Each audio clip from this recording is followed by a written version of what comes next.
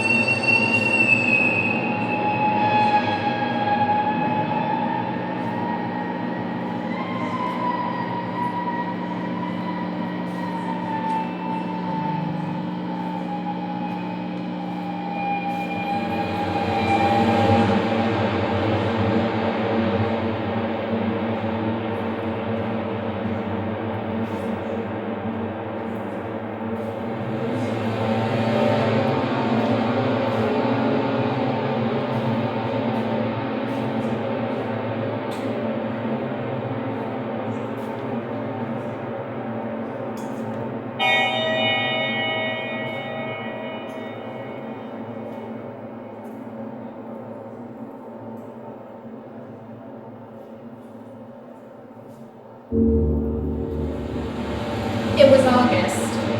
The group was meeting in the middle of the day on a Friday, August 13th. Kylie would never forget. Ryan had come to Kylie's house in the middle of the day. He picked her up in his red pickup truck and they started driving. "Where are we going?" Kylie asked him. Ryan never did answer her. Now at the church, surrounded by the group, Kylie was nervous. They had laid out blue tarp over the cheap carpet and were painting a pentagram over it in what seemed to look and smell like blood. Kylie stood to the side. No one asked her to help or even seemed to take notice that she was there. She felt useless and wondered why Ryan had bothered to bring her here at all. Kylie didn't wonder about that for much longer. "What are we going to do?" Kylie asked. No one looked at her and she wasn't sure who she should direct her question at, so she just asked as loud as she could. "I don't understand what's going on." For 2 months, Kylie had been coming to the group meetings every Wednesday night after church. She had been trying to fit in as best she could, and she had almost convinced herself that she was one of them. Today felt different and lonely. Flashes of being a kid on the playground and no one letting her swing on the swings kept popping up in her head.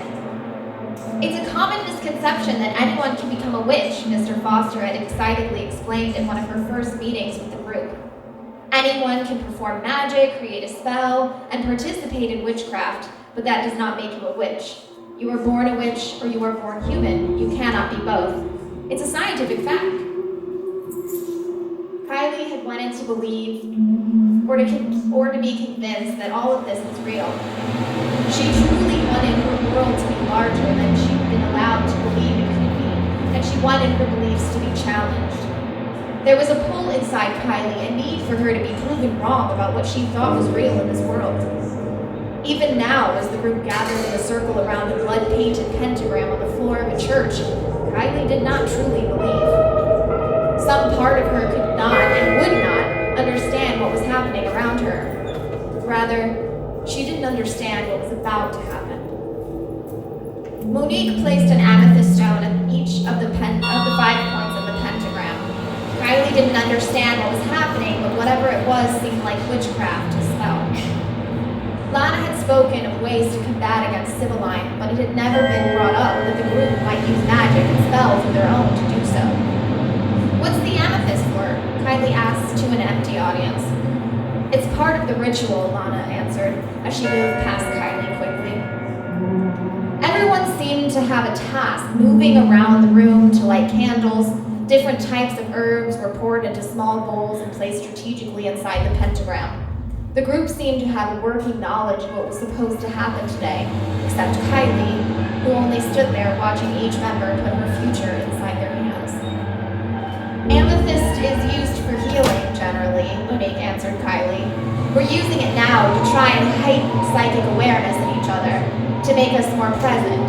Since none of us actually practice witchcraft, it's more of a precaution, to make sure the spell works and all. You know."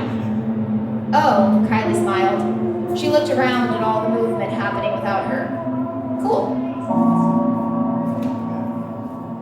When all of the ingredients seemed to be put into place, each member of the group took a position at each point of the star. Lana took her position and seemed to tower over the rest of the group. There was something different in her demeanor, and she commanded them all in a way she'd never attempted to before now. Holding a book with a cloth cover that looked as though Lana might have sewn it herself, she ordered the group to each pick up their amethyst stones. Once they had, she began. "Close your eyes. Think of her. Think of the woman, the witch, Sibylline. Keep your eyes closed, but think of her and bring your stone close to your chest. Concentrate and think of the stone as a glowing light that encapsulates your very being. Allow it to wash over you. Allow it inside you." Kylie tried her best to think of the light, to think of Sibylline as a witch, but she could only imagine her as an old woman that she had seen across the street while she walked to and from school each day for as far back as she could remember. Sibylline had never been an old crone to Kylie, though she easily passed as one. Kylie saw the madness taking over her. She had seen what the house was when she was a young girl compared to the overgrowth of death and brown decay that it had become. Sibylline was the embodiment of loneliness and sadness, and Kylie understood now more than ever what that feeling might turn a person into, witch or human. Not at all suddenly, the amethyst began to turn warm in Kylie's hands. The warmth was so gradual that Kylie thought she had made it up in her head. It was too warm for it to not be happening to her now, and she could feel the light emanating from it and covering her entire body. The thoughts of Sibylline's lonely madness began to drift away, and Kylie came to think instead of a dark-haired woman she had never seen before walking down the street as the autumn leaves blew around her in an otherworldly twirl. "The most beautiful thing I've ever seen," Kylie thought to herself, letting the amethyst envelop her in warmth and light. Kylie would forget that she had ever seen a vision of the dark-haired woman, and she would not recall the memory even after she met Marissa for the first time on the witch's porch in just 2 short months from now. All at once, Kylie could feel that something had shifted, and she opened her eyes to a new scene that was very much unlike the one that existed for her when she had closed her eyes. Everyone, including Lana, had stepped out of the pentagram, their arms linked together to create a circle around Kylie, who still stood beside it. The amethyst sat on the ground inside the circle at each point of the star, and a bright light glowed around her between the rest of the group and Kylie, who remained the only person left inside the circle of light. Kylie dropped her amethyst, thinking that it would break the circle, but the light only grew brighter as the group held hands, whispering indecipherable words that made no sense to Kylie. Their eyes were closed, and not one of them could see the fear growing on the girl's face as their chant grew louder around her. "Please let me out," she screamed, with so much fear in her voice that it cracked, and she felt ashamed of her weakness. "What did I do wrong? What did I do?" Suddenly, Kylie could hear the words that before now seemed to be a different language, and she understood that it was a spell. "Witch's soul is black as night, reflection found before our sight." Over and over the words were repeated so fast that Kylie could not keep up, and she began to feel lightheaded. She walked to the glowing circle of the pentagram. Which seemed to glow brighter at her touch. A strange sense of displacement began to take over, and Kylie felt herself moving sideways from one place to the next. It was as though someone had their arm around her and was pulling her away from her body, from the circle, and she wondered if all of this was somehow a ruse for the group to sacrifice her to the devil. Is the devil even real? She thought to herself as she began to lose all sense of her surroundings. "Please," was all she was able to get out before she collapsed in the middle of the pentagram, spilling the herbs and smearing the blood onto herself, staining her clothes. Later, Kylie wouldn't wash the clothes she was wearing. She would instead throw them out, including her socks and underwear that seemed to come out unscathed. Kylie was standing in the middle of the grocery store, the same one she regularly went to with her mother. In fact, she had just been there the day before. Confused, Kylie began to ask people where she was. She knew exactly where she was, but she didn't know how to ask anyone how she got there. Kylie looked down at her feet and realized she was not herself at all. Her legs were spotted with age and her skin thin and frail. Her hands were like paper mache, and there was dirt underneath her yellow-stained hands. "Help!" Kylie cried out, knowing that the group had betrayed her and that no one would believe her if she said the truth out loud. She had been planted inside of Sybiline's body, and for all she knew, the group had a mind to keep her there while the witch stayed forever young in the body that Kylie never truly appreciated until this very moment. Her heart was racing and her breath was wet and weak, and she began to panic. "Please, someone help me!" People Kylie had known her entire life stood terrified of her. They took steps back if she drew close to them, pulled their children away, and covered their eyes, but not a one of them offered help. Kylie began to cry, understanding that this was Sybiline's entire existence. Every day that the witch had walked down the street, this was the behavior she had received until she no longer walked the streets. This was Sybiline's normal. "Please don't let me die." Tears fell on her wrinkled cheeks, and she felt the fear and hatred beaming from the eyes of those watching, and like a deer caught in headlights, she was unable to look away. Kylie was terrified at the thought that she herself might have ever looked at the witch this way. She felt the same displacement again, but this time her body was weak, and she didn't feel herself moving sideways, but a hand pulling her down from behind. Panic set in and a fire grew inside her. A hatred for these people she had known for so long began to form inside her belly, and she felt pregnant with rage. "I hope you all burn in hell," she hissed. Her voice was old and hoarse, and she could feel her teeth clicking together as if they were loose and rattling inside her head. "I curse you all." And Kylie fell. But this time she fell slowly. She fell from what seemed like a 10-story building, and when she finally hit the floor, she did not wake up in the church hall. She could feel her heart beat more and more infrequently, and then it was hard to breathe.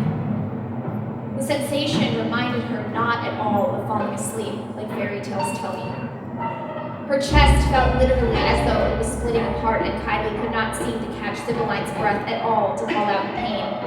It was excruciating, and she was fully aware and could feel every part of Sybiline's aging body as it decayed into death. The body began to convulse violently, and and Kylie's thoughts drifted away inside of it. She was confused, and when she tried to talk, words could not form inside her mouth. Her eyes rolled into the back of her head, and she clawed her fingers into the hard, slick floor of the grocery store, but yielded no traction. Sounds formed in Sibylline's throat, and then a gargling noise fell from her mouth when the thick blackness closed in around her. Kylie could see it coming, but she could feel it taking her even more. She could feel it on her skin, touching her and pulling her away from this place once and for all. Kylie would later find out that at this point, Sibylline's body let out a scream of horrific measure that lasted only for a minute before her body gave up and she went limp and didn't move again. The dark was all around her, and she could feel scratching on her skin as her body was slowly being clawed and torn apart in the midst of nothingness. There were no words and no tears because Kylie knew that she had died and it was over. This was it, the afterlife she had been proselytized on her entire life. Only it was not fire and brimstone or the light of Christ. It was decay and rot in the presence of mind as your body was torn apart by the darkness. There was no devil, no recurrence of all the sins you committed in your life, no judgment and no forgiveness. It was only darkness.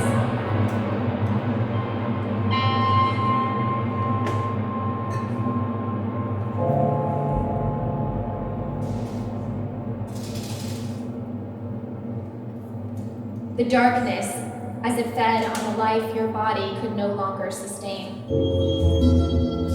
Suddenly, Kylie's eyes opened, and the group was gathered in a circle around her. The circle of light was gone, and Mr. Foster was performing CPR on her. The first inhalation after death frightened Kylie because her lungs hurt to take in air, and there was a coldness that she felt in her fingers that she had not been aware of in Sibylline's body even after death. Kylie choked on air and bolted upright, pushing Mr. Foster away from her as she crawled away from the group. She crawled on her hands and knees as best she could, crying and screaming until she was pressed against the wall of the church with the full realization that she was trapped here with all of them. Lana moved towards the girl, kneeling down and trying to comfort her as any mother would at seeing a broken child. Kylie pushed her away, crying, but Lana pushed and persisted until the girl let her comfort her. Lana held Kylie and let the girl cry until nothing was left inside her as the group stood watching at what horrors they had inflicted.